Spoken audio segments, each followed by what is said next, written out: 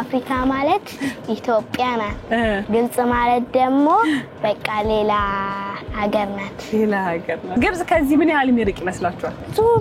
ብዙ ሜትር ምን ያህል እንደው በቁጥር 1 ሚሊዮን ሜትር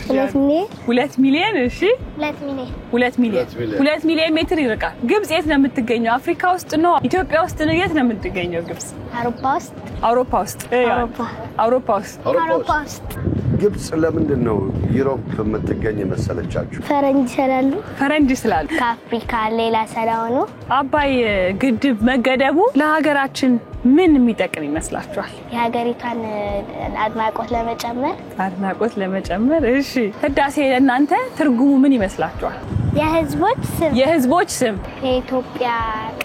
የኢትዮጵያ ቅርጽ የአባይ ግድብ ባይገደብ ከኢትዮጵያ ይዞ የሚሄደው ምን ይመስላችኋል ኤሌክትሪክ ምንጭ እሺ የውሃ ምንጭ እሺ ኤሌክትሪክ ምንጭ